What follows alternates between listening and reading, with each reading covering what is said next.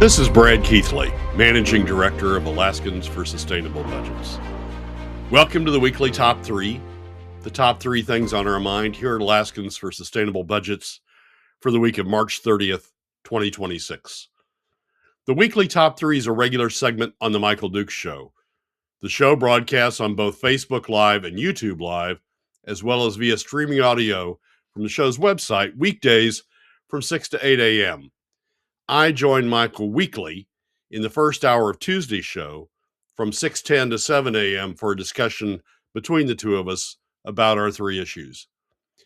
We post the podcast of our discussion following the show on the Alaskans for Sustainable Budgets Facebook, YouTube, SoundCloud, Spotify, and Substack pages, also on the Alaskans for Sustainable Budgets website, as well as the project's page on national blog site, medium.com. You can find past episodes of the weekly Top 3 also at the same locations. Keep in mind that in addition to these podcasts, during the week, you can also follow and participate in the discussion with us of these and other issues affecting Alaska's fiscal and economic condition by following us on the Alaskans for Sustainable Budgets Facebook page and through our posts on Twitter. This week, our top 3 issues are these. First, we explain why the projected FY27 oil revenue windfall seems to be burning a hole in legislators' pockets. Second, we explain why SB 274, the Senate Finance Committee's proposed reduction of the POMV draw percentage, is addressing the wrong problem with the permanent fund. And third, we explain that while the administration and the AKLNG project have provided many numbers, they have failed to provide those necessary to explain why the proposed volumetric property tax rate is good for Alaskans. And now, let's join Michael. Well, Brad, the more we watch this, the more we wonder, are we ever going to learn? It just seems like we keep repeating the same mistakes over and over and over again. And today is no different. Let's dive into the weekly top 3 and get started. Number 1 of the weekly top 3, the Senate Finance Committee gets an F in financial literacy. And I'm not sure what that F stands for, but I'm pretty sure I know what the F stands for, but I can't say it on the air. They get an F in financial literacy. Hit me with it, Brad. What's going on? You know, Michael, last week there was an article in the New York Times about Alaska. It didn't get widely reported in Alaska, which I found a little surprising. But the title of it was "A Critical Political Season Could Decide If Alaska is a Failed Petrostate." And the bulk of the article was really diving into the governor's race and what various candidates for governor are saying and what the odds are for governor. But the premise of the article was that Alaska has not gotten its fiscal act together. And in this next run, this next governor's run this year, the question is whether it will ever get its fiscal act together. And as if on cue to prove that we can't get our act together, there were a couple of things that happened during the week that just demonstrated that we just will never learn. And while financial literacy courses are not required in Alaska high schools, maybe they should be to become a legislator. The first thing that struck my eye as I was pondering the New York Times article was a memo circulated by Senator Hoffman, who's the co-chair of Senate Finance in charge of the operating budget this year. And Senator Hoffman sent out instructions to the Finance Subcommittee, and those interested can find the memo on the Alaska Landmine Twitter page of all places. But sent out a memo instructing the subcommittee co-chairs to use $73 a barrel instead of the $75 forecast by the Department of Revenue for FY27, and reserving at least $50 million for a supplemental budget. So the Department of Revenue came out with the spring forecast that forecast $75 a barrel as the likely price of oil, the likely average price of oil over FY27. And that in turn generates a certain amount of revenues for the state. And we just talked about this last week or the week before. If it were me, and if it were anybody who had taken the financial literacy course, they would say, okay, we're not going to use that. That's nice. But we're going to use the average price over the last 5 years as we do for the POMV, or as we do for the calculation of the PFD, or at least the statute would tell us that's what we do for the calculation of the PFD.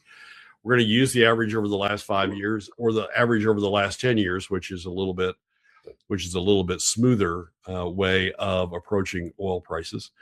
And any overage that we actually experience, because this is a projected price, right? Any overage that we actually experience will put into some sort of stabilization account. That's what anybody who took a high school financial literacy course would think about this. But that's not what the Senate is thinking about. Evidently, the Senate was thinking, oh, $75. Oh, we'll spend it all. And Lyman's going to claim to be the great fiscal conservative by saying we're only going to use $73 a barrel and reserve, $50 million plus or minus for the supplemental budget. If that wasn't enough, then during the course of the week, the House Finance Committee chairs published their new draft budget that's being considered by House Finance. And you can find that, for those interested, you can find that at the legislative finance page on the web, legfin.com or .state.ak. There you go. But legislative finance on the web. And that projects, get this is the operating budget before the PFD, before the capital budget. Right. The operating budget, the new House Finance proposed budget is $5.1 billion. No, a total of $5.6 billion for the operating budget, the agency budget, and statewide items alone. This is before the PFD, before the capital budget, $5.6 billion alone. That is, just to give you some sense, that is roughly $450 million more, $500 million more than is in the FY26 management plan. And it's nearly $400 billion or $400 million, $396 million more than what the governor proposed in his budget, which was already up from what was in the FY26 management plan. So I think the answer to the New York Times question is, is Alaska a failed petrostate? I think the answer is yes. Yeah. I think the answer, even before we get to the governor's race, I think the answer that both Senate Finance, in saying let's predicate the budget on $73, we saved $2, $73 a barrel, and House Finance now raising last year's budget by $500 million. What is that? Well, more than 11%. Raising last year's budget by $500 million is the answer. I mean, we've already gotten the answer to the New York Times question. And again, you mentioned that doesn't even include the capital budget, which has been underfunded per constitutional mandate for several years, or the PFD. Again, anybody in their right mind would say, we've got a windfall. Do we cash it away? Or do we spend right up to the line when we're already struggling with what we've been making for the last few years? This is the thing that could bail us out for a short term. But I mean, again, the number would have been what? 67, 68 would have been the number. 67 on the 10-year average. Yeah, on the 10-year average. So, I mean, $67. So we're $8 over that. Could have banked all that money. Could have put a little bit away for a rainy day. These guys just cannot help themselves. They just want to spend every available dollar that's there. Could have paid back some of the CBR draw that we've made over the last last decade. Yeah, it's and I guess to put this in context, the Senate, the reason Lyman's talking about $73 is the Senate, which has control of the capital budget, is thinking about a big capital budget. If you read the bottom part of his memo, the bulk of the $510 million windfall, the bulk of the $510 million projected FY27 windfall should be reserved for one-time critical school construction, major maintenance, and other deferred maintenance needs, as well as building reserves. That's sort of the tail end of the sentence. But the bulk of the $510 million windfall. So what we got is the House Finance Committee spending it all by upping the operating budget, and the Senate saying, "Oh, we want to spend it all," by upping the capital budget. And what happens when you combine the two of those? They don't reconcile them and say, "Oh, we're going to keep it at a flat number, and each of you have to take a haircut." They just both add it on in. So we're heading toward, again, the failure of high school financial literacy courses. High school financial literacy courses tell you that when your income has a windfall, you put it away, because there will be years when your income doesn't have a windfall, when your income has a shortfall. Right. And even if you have a steady income, you'll still be able to, you'll have that as a nest egg toward retirement. That's what high school financial literacy courses tell you. We can't, neither house of our legislature is applying that lesson to the FY27 budget. Brad, you and I have talked a lot about how there's still money on the table for the oil companies, and we should have gotten a better deal for our oil, SB 21, et cetera, et cetera. And I look back at that and thought, if we did, and I'm wishing we had, and if we did, and if we got this extra $400 million or $500 million that's still on the table, this just proves one thing: it would have all been spent anyway. There wouldn't have been a full PFD, because they would have found another excuse to spend it as well. We have got to enshrine the PFD, and we have got to get some kind of spending cap on this legislature, because otherwise they are just out of control. It wouldn't have mattered if we had another $1 billion in revenue from the oil companies. They would have spent every single farthing of it. Yeah, it's certainly disappointing. I mean, all of the discussion about revenue issues, which I talk about a lot on the show, all of the discussion about revenue issues is predicated on having a financially literate legislature or a financially literate governor who is willing to, send the budget back, which we talked about back in when was he elected? 2018, which we talked about in 2019. Just send the budget back because it's too high, and make the legislature deal with it again. I mean, all of the revenue discussions are predicated on having a financially literate legislature. If we don't have a financially literate legislature, then the New York Times is right to question whether we are a failed petrostate. We're just going to spend ourselves into oblivion as we go. And it's tough. The state is entitled to those additional revenues. The state should have those additional revenues. They should be, and those additional revenues, should be on the state side of the line as opposed to the private companies side of the line. But if you're going to just blow it, if you're not going to use it toward the CBR, if you're not going to use it to comply with the statutory mandate on the PFD, if you're just going to blow it on additional, spending that, all the legislatures would say, "Oh, it's necessary spending," or at least Lyman would say it's necessary spending. If they're just going to blow it on that additional spending, then it's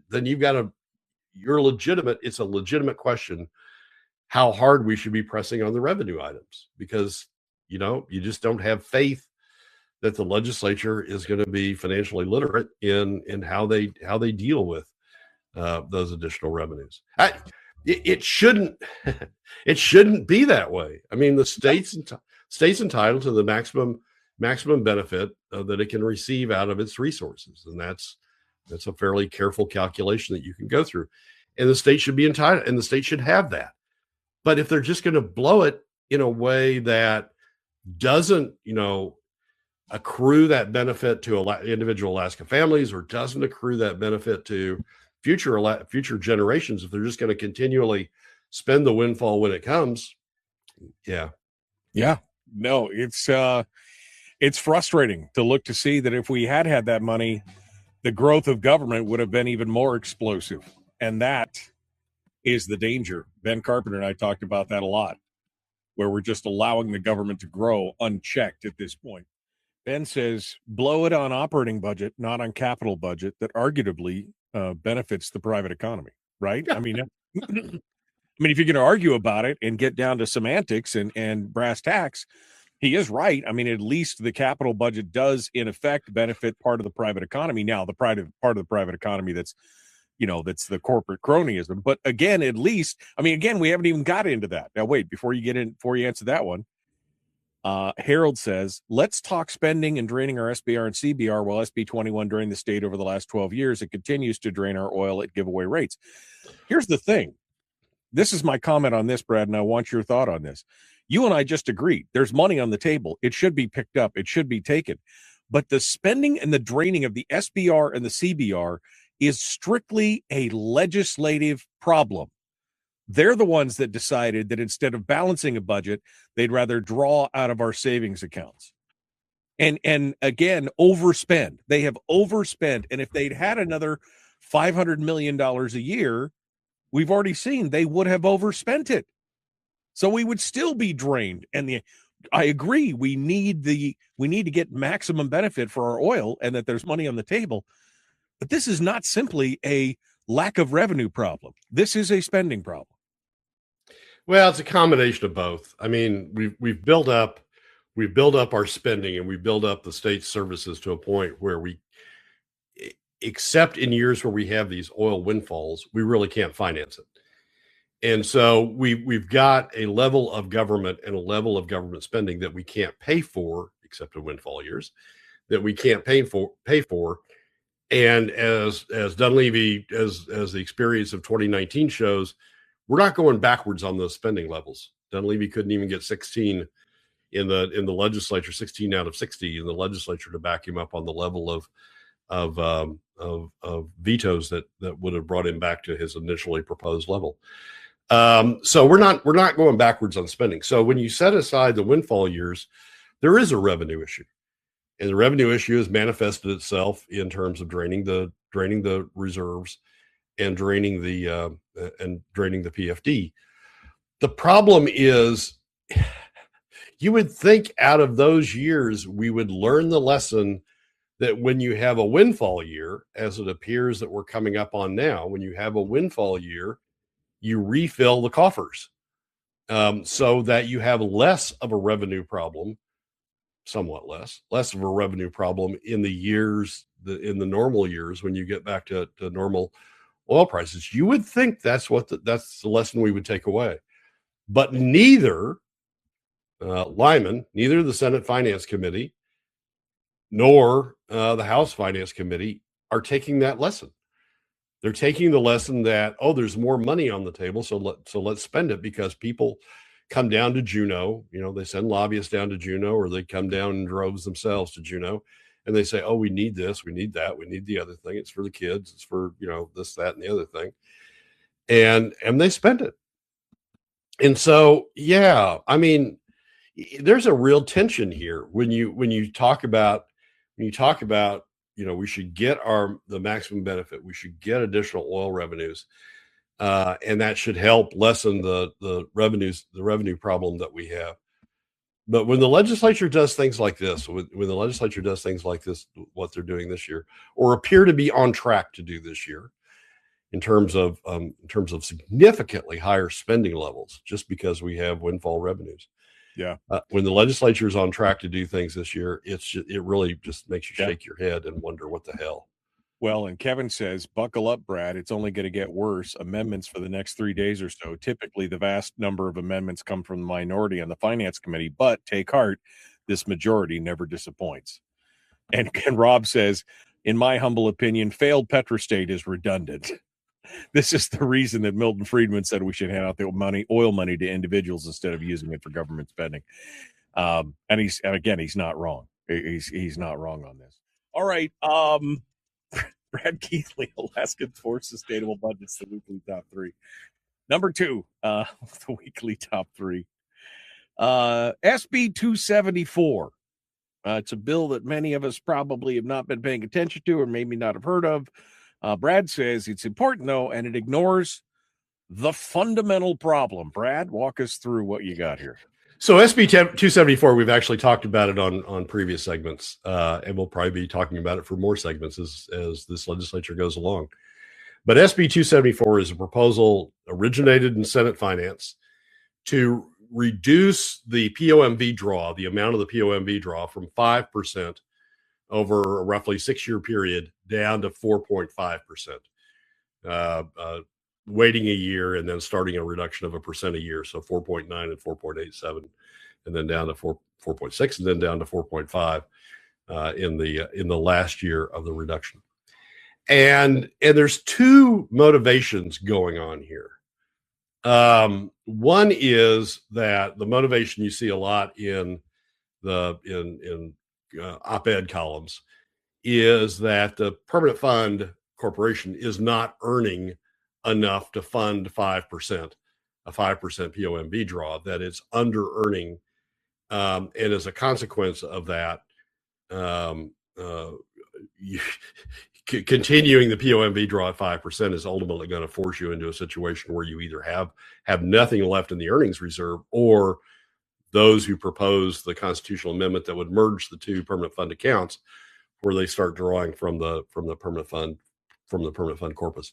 That's one motivation. The permanent fund corporation is not achieving the objective.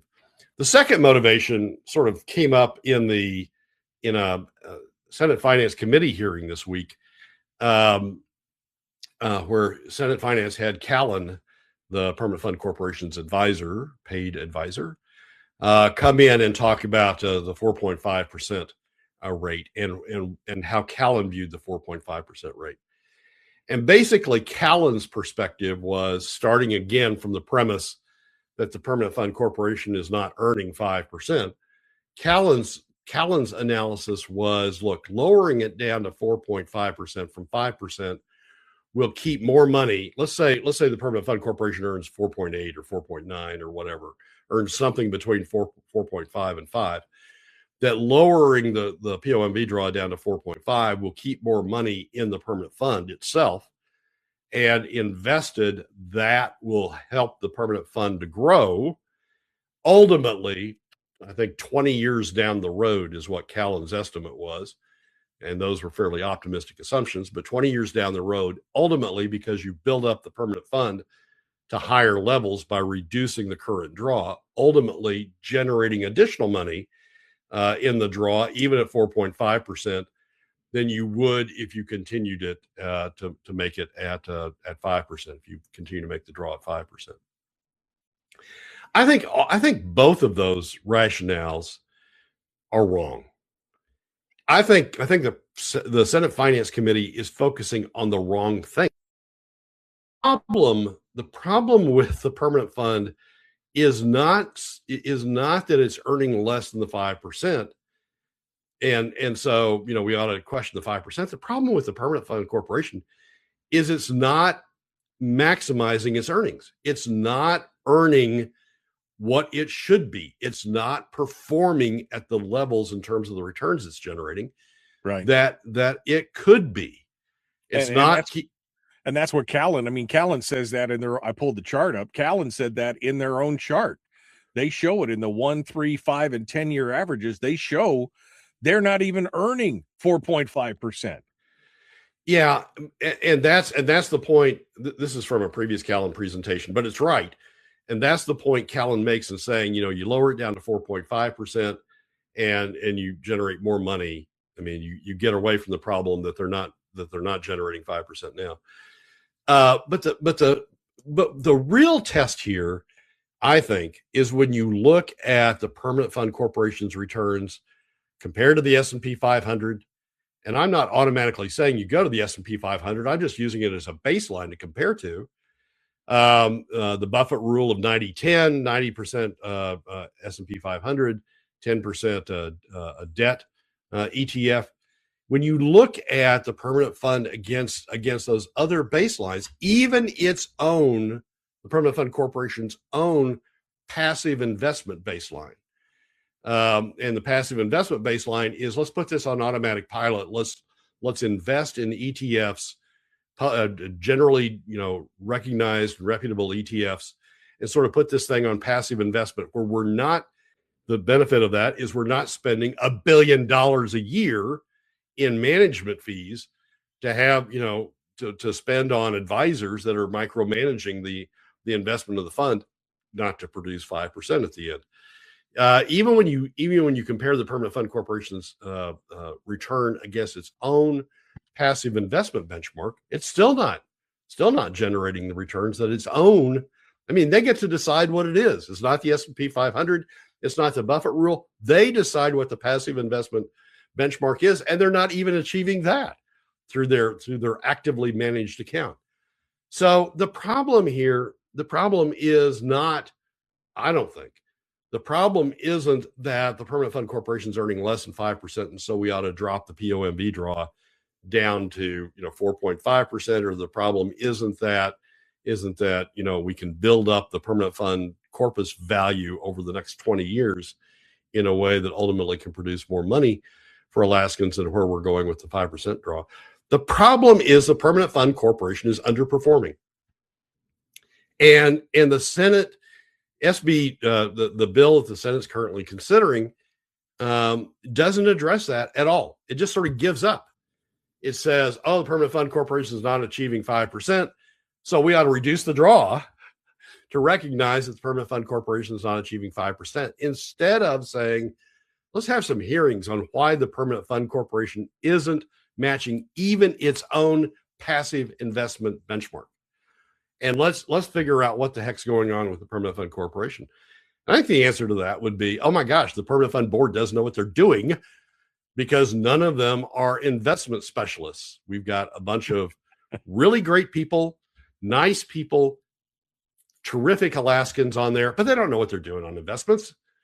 And I think if you had the hearings that said, why isn't the Permanent Fund Corporation achieving these alternate benchmarks, looking at the S&P 500, looking at the Buffett rule, looking at its own passive investment, why isn't the Permanent Fund Corporation achieving those? I think those would be a lot more productive hearings than trying to sort of give up and say, well, we admit defeat. Right.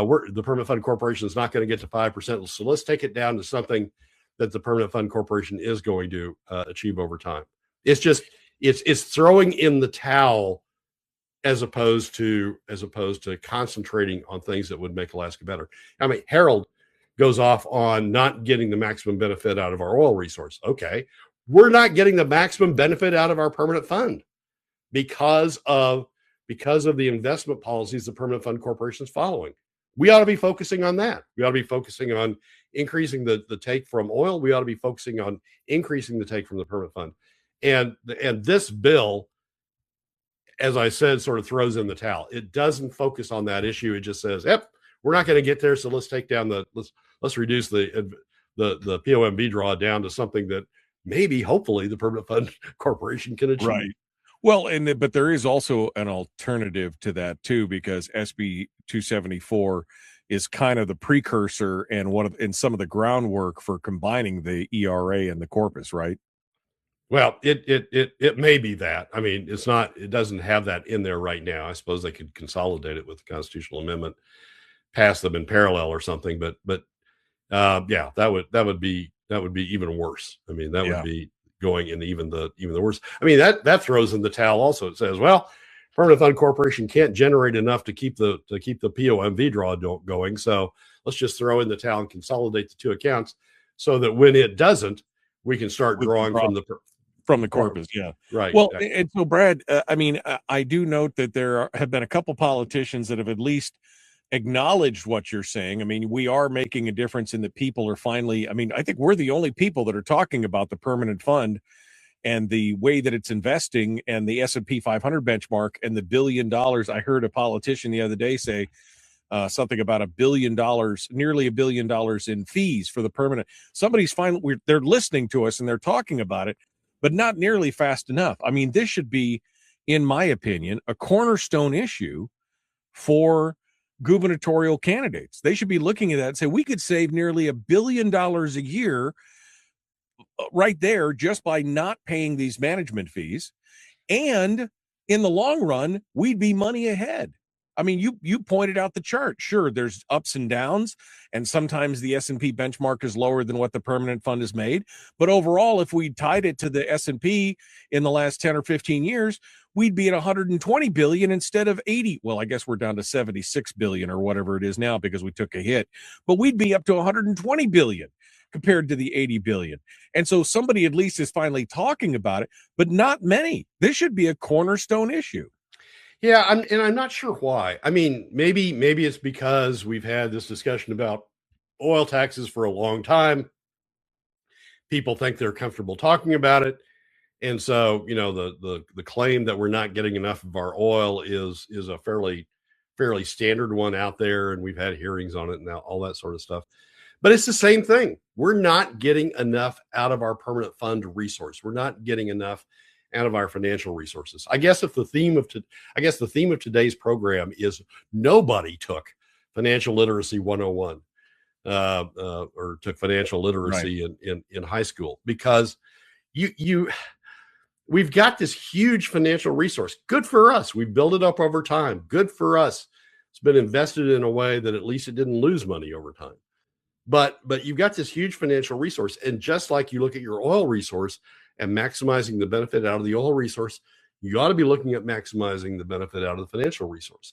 And I don't get a sense that the legislature is doing that. Anybody in the legislature is doing that. And SB 274 to me is a confirmation they're not doing that, because it's saying, look, we're not going to get to 5%, so we ought to just sort of take it back. We ought to recognize that and just sort of take it back to some level that we can achieve.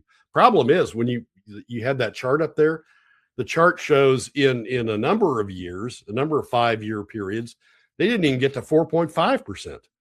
They didn't even get to 4% in a number of those periods. They didn't get to 3% in a number of those periods. So if you're going to start giving up and saying we're not going to achieve these numbers, and so we ought to reduce it to something that we may be able to achieve, it's not clear that 4.5%, given the current investment strategy that our permanent fund is following, it's not clear that 4.5% is going to be the right number. Right. Well, as you pointed out with that previous Callan chart, and Ben Carpenter in the chat room says the same thing. Callan says 50% of the time the corporation's not going to make the 5%. It's slightly better with 4.5, but not much. So, I mean, they're not even going to make that 4.5% if they keep doing things the way that they're going to do them. Final thoughts on number 2, Brad? Number 2 is the Senate Finance Committee and the legislature as a whole is going in the wrong direction on looking at the permanent fund. Rather than giving up and saying, well, we ought to reduce the POMV draw because we're not getting to the level we need to support 5%. Rather than giving up, they ought to be turning it around and looking at the Permanent Fund Corporation and saying, look, we need a healthier return, and we don't need you spending $1 billion a year. We need a healthier return out of the permanent fund. What would it take? What is it that we're not doing that we should be doing to achieve that healthier return, to achieve a return that looks like your passive investment benchmark or looks like the S&P? What do we need to be doing? And then focus on that. You don't want the legislature micromanaging the permanent fund. You want the experts over there, but we don't have experts over there. I love Ralph Samuels. Ralph Samuels is a great guy. Ralph Samuels would be a wonderful board member on ADA, on the board that's focused on investing in Alaska. Ralph Samuels is not an investment expert. Ralph Samuels, frankly, doesn't know a whole lot about investments, and having him on the permanent fund board is a wasted seat, a wasted voice, an empty chair with respect to guiding the permanent fund to achieving returns. So I think that's where the legislature ought to be focused, instead of throwing in the towel and saying, what lower number do we need to get to so that the permanent fund looks good in terms of the returns that they're producing. Donna Ardwin says, I talked about it in 2019. Legislative leadership, again, the permanent fund and the earnings. She said, I talked about it in 2019. Legislative leadership does not want a solution that would stop their agenda of getting rid of the PFD or raising oil taxes, or both. I mean, and really, I think that's part of it. Again, Brad, we've got a crew of folks in there who are the old guard, again, business as usual, and they see the PFD as a theft of their money and their ability to spend it. right? I mean, they don't. That's what they see it as. They see it as their purview as the legislature, and it just infuriates them that it ends up going to Alaskans. They want to have control of that. I've never heard of it as the theft of the legislate money, but yeah, they sort of treat it that way, right? I mean, I know that sounds funny, but that's kind of how what she's saying there plays right into that. That's exactly what they're saying. They're saying, I mean, this was Kathy Giesel at the Commonwealth North. That's $685 million. Look at all the things we could spend it on. It was Natasha. Look at the downtown and the housing and the homelessness and the mental health and the tourism. Look at what we could spend it on. That's what they look at it as. They look at it as a pot of money that they could have spent, and they're infuriated they have to give it to Alaskans. Yeah, it's one more step than that. Look at all the money. Look at all the things we could spend it on that we, the top 20%, or in Natasha's case, the top 1%, that we wouldn't have to pay for, because we've taken the money out of middle and lower income Alaska, largely out of middle and lower income Alaska families, by paying for it through PFD cuts. So it's not just think of all that money that we could spend. It's all that money we could spend with our friends in the construction industry or with our friends in the government services industry. Think of all that money we could spend that we, Natasha, Kathy, Bert, others wouldn't have to pay for it. So it's a step, but Michael, this is, I mean, I understand that, and I understand you want to focus on taking the PFD first, but this is money. I mean, this is just like the oil industry. When people say we ought to be looking at the oil industry for more money, we ought to be looking at the Permanent Fund Corporation for more money. Basically, what the legislature is doing is they're just taking whatever the Permanent Fund Corporation does and saying, well, you're not doing well enough for 5%. We'll just go down to 4.5%. They're just taking it, as opposed to being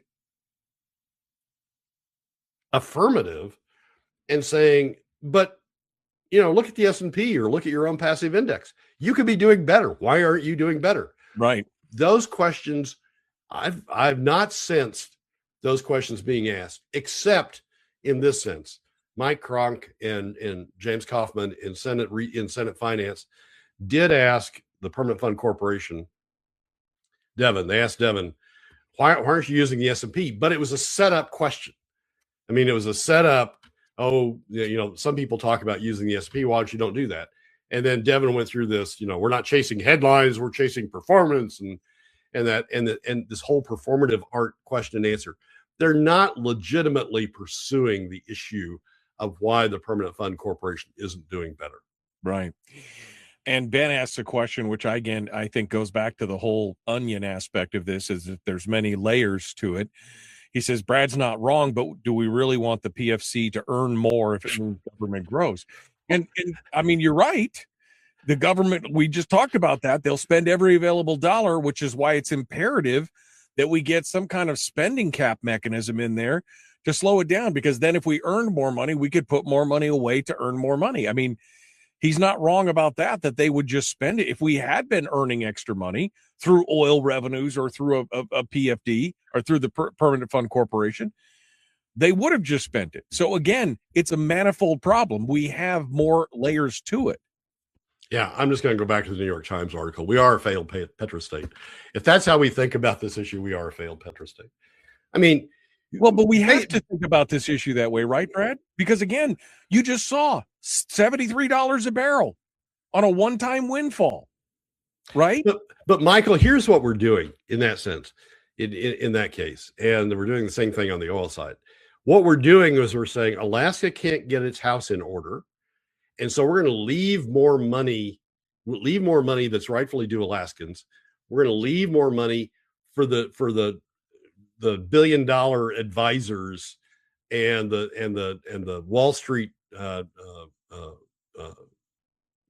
Wall Street community to get more of Alaska's money, because we can't handle it if we get more. So you just keep it over there. You just keep that money in your pocket as opposed to it coming to our pocket. Same thing on the oil side. We can't handle more money. We don't know how to. We can't be responsible adults. So you just keep the money. Well, but I don't think it's mutually exclusive, Brad. I don't think it's one or the other. I think we're right in that the PFC has to earn more.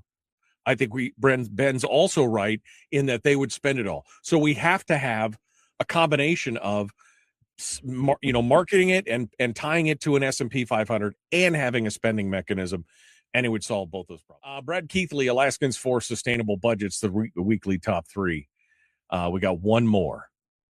And I hate to be that guy, but I've said it time and time again. I'm hopeful but not optimistic on AKLNG.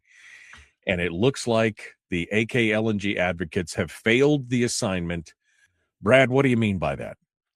So we talked about AKLNG last week. We're probably going to talk about it in a number of more weeks as we go forward, as this issue continues to mature. And the comment last week, the comment I made last week, or the gist of the comment I made last week was, look, AKLNG is not coming forth with information that can satisfy the needs of the legislature and the analysts to understand exactly what AKLNG is doing and what the costs are and what the financial aspects are. They're not being forthcoming with respect to those numbers, so that legislators like Kathy Giessel are overreacting and saying we need to take control of this through a 15-page statute. We need to take control of this and force you to produce the additional information, because we're just going to insert ourselves right in the middle of it, so that the information has to flow through us. And we have this gap between the information the legislature legitimately needs to make some decisions and what the project is producing. This past week, they had a hearing. House Resources and then Senate Resources had hearings, in which the Department of Revenue, as well as consultant Mark Begich, as well as Glenn Farn, were given the opportunity to come forward and explain the need for and the justification behind the administration's proposal to go from a fixed property tax rate based upon property value, and moving that to a volumetric rate depending upon the volume that's going through the line. The administration had the opportunity to come forward and explain that, and they had an extensive presentation. They had a huge number of numbers in there that were basically runs assuming different levels of investment cost in the project, and saying, if it costs $45 billion, this would be the economics, and this is what the state and the various localities, the various boroughs would get. If it's for $50 billion, this is the economics at 55, right. and so on and so forth. Huge number of numbers. But it doesn't, excuse me, those numbers don't answer the fundamental question that I think the legislators have and I have, which is, how does this proposal to go from the fixed property tax rate, that, by the way, has worked for TAPS since the early 1970s, how does going from this fixed property tax proposal over to the volumetric rate, how does that make the project more competitive? And is that the right number to make the project more competitive? Could we still have, if we reduce the fixed tax rate from 20 mils down to 10 mils, or if we front ended it at 5 mils and then had a volumetric piece on the back end of that, would that work in a way that would still produce more revenue for the state? Is the state getting the maximum benefit out of the property tax? And none of the numbers, none of this broad array of numbers that Department of Revenue produced or Glenn Farn talked about, none of those numbers answered that question. There was no analysis of the competitive position of the pipeline relative to the markets that the pipeline's trying to serve. There was no analysis of whether of financing differentials. I mean, they just assumed a 10% pre-tax rate of return, overall rate of return. And there was no analysis of whether that's the right pre-tax overall rate of return, or whether there's going to be some additional financing mechanisms that will lower that cost of financing, or maybe raise that cost of financing.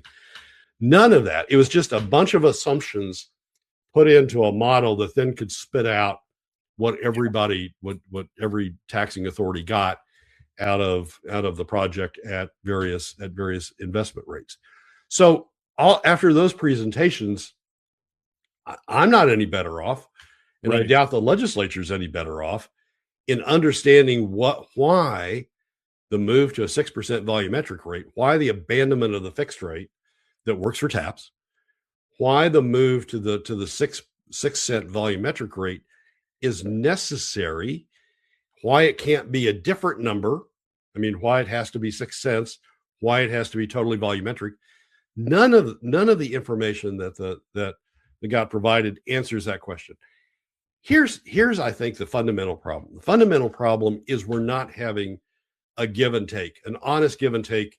Maybe that needs to happen in a conference room. Maybe it needs to happen under some form of confidentiality, but we're not having that sort of give and take. We're having, Giesel firing off her legislation because she's not getting the information she thinks she needs, some of which she does need. Giesel firing off her legislation, them coming back and firing off, a 35-page slide deck that has a bunch of numbers, none of which answer the fundamental question. I mean, British Columbia got to their project by going in a conference room and working out a deal. Alaska had pretty close to, people talk about we're the closest we ever were. Actually, we were the closest we ever were back in the 2000s in the Murkowski negotiations with the companies. Those negotiations were in a conference room under confidentiality and produced a deal like the British Columbia deal, produced a deal that took into account a lot of factors because everybody was working off a common set of information, full information. We're not going to get there the way we're going. I mean, the only way we get there the way we're going is the legislature says, we don't care what the numbers are. We want this project so bad that we'll agree to anything. You just throw a number out there, we'll agree to it. I mean, that's what Glenn Farn and the administration is trying to push the legislature toward. Just agree, just give them a blank slate, whatever the hell they say, agree to it. We're not going to get to a deal though, a normal concept of a deal, the way we're going with Giesel throwing out a bunch of legislation that's going to have the state in the middle of a bunch of stuff that it really doesn't need to be in the middle of, if it had confidence that stuff was being handled correctly. And Glenn Farn and the state responding with just a bunch of information that really isn't useful toward getting to an ultimate solution. All right, Brad, a minute left.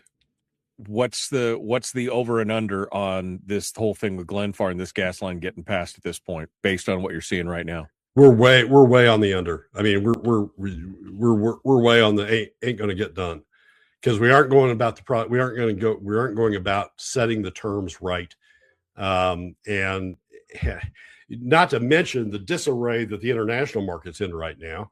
Right. But we're not coming to grips as a state with this project in the right way, in a way that gives everybody confidence to go forward in unison. That this is we've looked at it all, we understand, and this is the way we ought to go forward. Rob just said we had some legislators and resources yesterday saying they don't want executive session or NDAs for the information they're asking for. Well, then you're not serious about it, right? I mean, Brad, at some point, you're just not serious about it. If you don't want an executive session or NDAs, then you're not serious about working with these folks, because I understand that there may need to be some confidential information if you're out there working on it. But if you just don't want it, then you're not serious about it. Yeah, legislators are just scared of being second guessed, I suppose. They saw what happened to the Parnell, what's happening to the leftovers of the Parnell administration out of SB 21, and they don't want to be second guessed. So the way of not being second guessed is not having the information and being put in that box in the first place. There's also a problem that what if you did an NDA and a confidential and executive session, and Glenn Farn still doesn't give you the numbers? So now you've boxed yourself in by agreeing not to be open about the information that you're getting, but the information you're getting still doesn't solve your problem, still doesn't provide the solution. So it takes good faith on both parties' part. Right. I mean, it takes good faith on legislators' part to want to be part of that process, But also, you have to have confidence that the result of that is going to be you're going to get the numbers you want. I would think you'd still be able to articulate, even if you did go, if you get an NDA or whatever, and you go in there and they don't give you the information, you could still say, we saw a lot of stuff, but none of it still answers the question. They're not giving us all the information. I mean, that doesn't violate an NDA. You didn't tell them what you saw. You just said they didn't give us what we need, and that's the problem. We need somebody with some chutzpah and some courage to go in there and do it. And that's just not working right now. Yeah, it's not working. And legislators would also say, look, it ought to be the administration that's doing this, right? I mean, it was the administration during the Murkowski administration. It was the administration, Jim Clark and Murkowski himself, that negotiated with the producers on the deal. It was the British Columbia government, the prime minister and the premier and the various cabinet officials that negotiated those terms on the BC LNG project. It ought to be the administration that's doing this, and then bringing it to the legislature, and the legislature, getting the numbers to be comfortable enough to confirm. But here you've got the administration who just came out sort of out of the blue with a volumetric property tax, and you have no confidence in that number because they've not come with the numbers that help support why they picked that particular number from the dartboard. So it's a failure of trust all around the way, in the entire circle. And if we continue down this road where we have the failure of trust, I don't see the legislature approving anything. I see Glenfarne, sort of throwing in the towel, because they really haven't put that much money into this. Glenfarne throwing in the towel and saying, "Well, we tried, but right. we couldn't deal with Alaska," and the whole thing's sort of imploding. Yeah, we get the $50 million guarantee, and we spent it all and kept our people employed for another year. We used the $50 million, and now we're going to walk away. That was always my fear. I talked about that at the very beginning. They were getting that $50 million guarantee, and they were going to spend another $50 million trying to get this pipeline in. And when it was all said and done, they'd wash their hands of it and walk away. Because it was just another jobs program for another consultancy or another group. As long as it was state money, they're okay. They weren't in it for their own money. So, but to go back to Rob's point for a second, it shouldn't be the legislature that has to negotiate this. It should be the administration that negotiates it, and then is open. Maybe the conference room, the NDA needs to be with the administration on seeing the numbers the administration saw, but it shouldn't be legislators. I don't want, I love Rob, and I think Rob's, maybe one of the great senators we've had in Alaska, but I don't think he's up to negotiating these things with Glenfarne. I mean, it shouldn't be and I certainly don't want Giesel negotiating anything. So it shouldn't be the legislators that are negotiating. It should be the experts the administration has negotiating it, and with the legislature acting as a board of directors, looking over the information, ratifying it. That's what should be going on. And Dunleavy would likely say, well, that's what we did. That's how we got to the 6 cents. But Mike, I've been to a lot of board meetings, and I've never seen a board really react very well to the way in which you're presenting the 6 cents. So right. Yeah. It's just not working. The process isn't working. Well, like I said, Brad, I'm coming to the conclusion that maybe the wheels have to come off the bus, and these people all have to be cleared out before we can get started. I just don't know. I don't know. Short version, says Rob, is that the legislature doesn't trust the administration. There's just no trust back and forth, and not that they should. The administration doesn't trust the legislature for the same reason. The whole thing is. Yeah. And I've not seen the administration, frankly, earn the trust on this issue. True. 6%. Yeah. Keep in mind, TAPS lives with the property tax that is on the books now. Yeah. And so TAPS lives with it, but all of a sudden the LNG project can't. Different economics, all right. Different economics. But where the hell does 6 cents volumetric How do you back that out? Yeah, how do you back that out of the equation? How did you come to that number? If you can't answer that simple question, we got problems. I mean, I think that's it. All right, Brad Keithley, Alaskans for Sustainable Budgets. Thanks, Brad. You've given us a lot to think about today. Appreciate it. Now you can go on. Now that you've dropped your hand grenade of hatred, discontent, and confusion, we can scramble around and figure out where we're bleeding. Thank you so much, Brad. It's always Michael, good to talk. as always, thanks for having me. All right. Thanks so much. Well, that's a wrap for another week's edition of the weekly top 3 from Alaskans for Sustainable Budgets. Thank you again for joining us. Remember that you can find past episodes on our YouTube, SoundCloud, Spotify, and Substack pages, and keep track of us during the week on Facebook and Twitter. This has been Brad Keithley, Managing Director of Alaskans for Sustainable Budgets. We look forward to you joining us again next week on the next edition of the Weekly Top 3.